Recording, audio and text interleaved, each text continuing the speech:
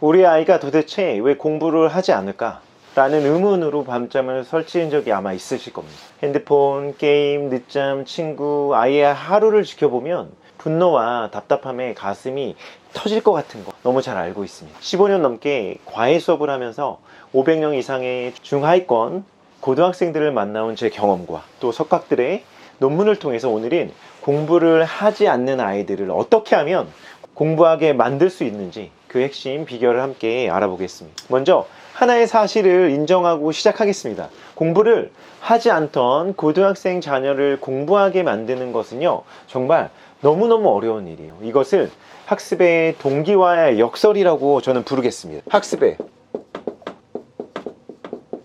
동기화의 역설. 아이들에게 왜 공부하지 않니라고 물어보면 정말 다양한 답변이 나옵니다. 나중에 되고 싶은 게 없다, 목표가 없다, 집중이 안 된다, 그냥 공부하는 게 너무 싫다, 태생이 다르다, 해도 안 된다, 이제 학벌 시대는 끝났다, 대학 나와도 취업이 안 되니까 사업을 할 거다 등등등. 그래, 그런데 이런 말들이 과연 공부하지 않는 진짜 이유일까요? 그렇지 않습니다. 사실 아이들은 스스로도 잘 모르는 경우가 대부분이에요. 동기도 충분하고 목표도 확고한데 공부를 하지 않는 아이들도 많습니다. 미국 듀크 대학의 동기심리학자 댄 아리엘리 교수는 인간의 동기부여에 관한 연구에서 사람들이 말하는 하지 않는 이유와 실제 행동의 원인 사이에는 상당한 괴리가 있다고 합니다. 즉, 우리는 종종 자신의 행동에 대한 합리화를 만들어내지만 실제 행동의 원인은 훨씬 더 근본적이고 단순한 경우가 많다는 것이에요. 대부분의 진짜 이유는 어떻게 보면 굉장히 단순합니다. 바로 그냥 하기 싫은 거예요. 공부를 해야 한다는 것을 알고 한번 해보고 싶어도 하기 싫은 것을 할 역량이 없는 거예요. 지금 바로 즉각적인 보상과 만족을 줄 수 있는 게임, 유튜브, SNS, 또 친구들과 보내는 시간, 이런 것들을 선택하는 거예요. 하버드 대학의 심리학자 데니얼 길버트 교수는 이런 현상을 현재 편향이라고 합니다.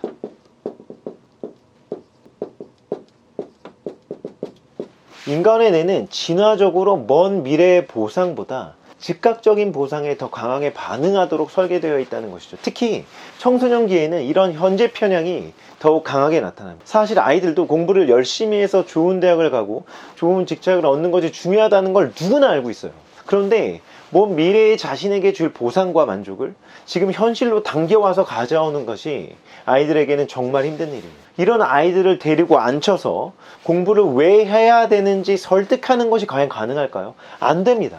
물론 일시적으로 알아듣고 반응하는 아이들도 있긴 하지만 그런 반응이 얼마 안 간다는 거는 우리 모두 너무나 잘 알고 있어요. 공부해라, 일찍 일어나라, 핸드폰 그만 봐라, 이런 잔소리는 더 최악이에요. 하고 싶다가도 누군가 잔소리하고 통제하려고 하면요, 갑자기 하기 싫어지는 거 잘 아시죠? 왜 그럴까요? 바로 아이들이 가지고 있는 그 자율성을 빼앗기 때문에. 맞습니다. 아이가 공부를 하게 하는 방법에 대한 해답이 바로 자율성에 있습니다. 공부는 스스로 직접 하겠다고 결심하고 선택해야 지속할 수 있고요, 열심히 할 수 있어요. 그리고 그 공부 안에서 재미까지는 아니더라도 뿌듯함과 자기 만족을 경험할 수 있어야 됩니다. 통제와 억압이 들어가는 순간 공부와는 더 멀어질 겁니다. 자기결정 이론을 연구한 에드워드 대시와 리처드 라이언 교수에 따르면 인간의 내재적 동기를 유발하는 세 가지 핵심 요소가 있습니다. 바로 그건 자율성과 관계성, 그리고 유능감입니다. 이 중에서도 자율성이 가장 중요한 요소로 꼽힙니다. 그렇다면 어떻게 해야 아이들이 스스로 각성하고 선택해서 공부할 수 있게 양육할 수 있을까? 정말 쉽지 않은 일이지만 가능합니다. 부모님께서 자녀를 공부하게 할 수 있는 방법은 설득하고 강제하는 것이 아니라요, 자율성을 가지고 공부할 수 있게 유도하는 방법밖에 없습니다. 그 비밀은 조금 전에 언급한 내재적 동기의 핵심 요소 중에 하나인 관계성 안에 있습니다. 공부를 하지 않던 학생이 공부할 수 있게 하는 가장 탁월한 방법은 이 관계성과 자율성의 조화에 있습니다. 그 구체적인 방법은 바로 마음을 읽어주는 대화에 있습니다. 제가 학생들을 만나보면요, 공부를 열심히 하는 아이들의 대부분은 이 아이들을 지지해주고 있는 든든한 부모님이 계셨습니다. 마음속에 있는 것들을 읽어주고요, 함께 해주는 거죠. 내 감정이 누군가에게 읽혔을 때 아이들이 가지고 있는 그 스트레스가 해소되는 겁니다. 그 대화를 통해 내가 지금 해야 할 일에 대한 책임을 스스로 가질 수 있게 됩니다. 이 아이들이 공부하면서 느꼈을 감정의 외로움과 힘듦을 받아주고 공감해 줄 수 있는 사람은 정말 부모님밖에 없습니다. 여기서 주목할 만한 연구가 있습니다. 뉴욕 대학의 교수팀은 10년간의 종단 연구를 통해서 부모와의 정서적 연결이 강한 청소년들이 학업적 성취도가 더 높다는 결과를 발표했습니다. 특히 부모가 자녀의 감정을 인정하고 공감하는 감정 코칭 방식으로 소통한 가정의 자녀들은 그렇지 않은 가정의 자녀들보다 더 나은 자기 조절 능력과 학습 동기를 보여줬다고 합니다. 그렇다면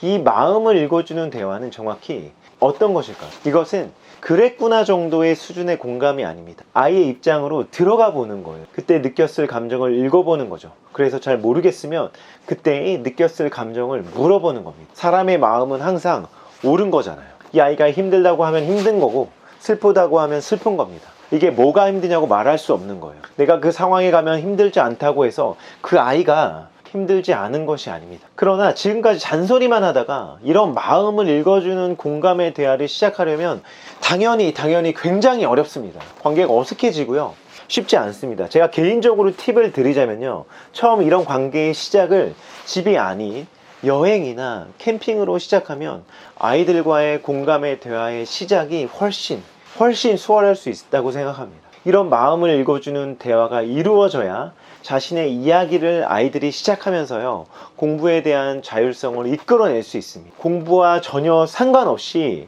나는 부모님께 사랑받는 존재라는 인식이 확고해야 됩니다. 그렇게 자녀와 같은 편에 서 있어야 합니다. 그래야 꼭 공부가 아니더라도 이 아이들이 자신이 맡은 책임을 스스로 선택하는 그런 순간이 오게 될 겁니다. 그들은 어른보다 더 자율성에 대한 욕구가 강하고요, 통제에 대한 저항이 더 큽니다. 특히 청소년기에는 이런 특성이 더욱 두드러집니다. 그렇다면 구체적으로 어떻게 이런 마음을 읽어주는 대화를 시작할 수 있을까요? 먼저 첫 번째로 판단하지 말고 그냥 들어주세요. 왜 공부 안 하니라는 질문보다는 요즘 어떤 생각을 하고 있니라고 한번 물어보는 것이 좋습니다. 그리고 아이가 말하는 동안 끼어들지 말고 정말 이해하려는 마음으로 경청하세요. 두 번째는 아이의 감정에 이름을 붙여주세요. 너 지금 공부하기 힘들어 보이는구나, 시험 결과 때문에 속상해 보이는데 와 같이 아이가 느끼는 감정을 말로 표현해 주는 겁니다. 세 번째로 비판이나 충고 없이 공감해 주세요. 그런 상황에서 그런 기분이 드는 건 당연한 것 같다, 나라도 그런 상황이었다면 똑같이 느꼈을 것 같다와 같은 표현으로 아이의 감정을 인정해 주세요. 이런 대화가 쌓이다 보면 아이는 자신이 부모에게 이해받고 있다고 느끼게 되고 그때부터 부모의 말에 귀를 기울이기 시작합니다. 그리고 이런 관계가 형성되면 비로소 학습에 대한, 미래에 대한 진지한 대화가 그때부터 가능해집니다. 저는 많은 학부모님들께서 그래도 우리 아이는 달라요, 벌써 너무 늦었습니다, 이제 와서 관계를 바꾸기에는 너무나 어렵습니다 라고 생각할 수 있다는 거 너무 잘 알고 있습니다. 하지만 제가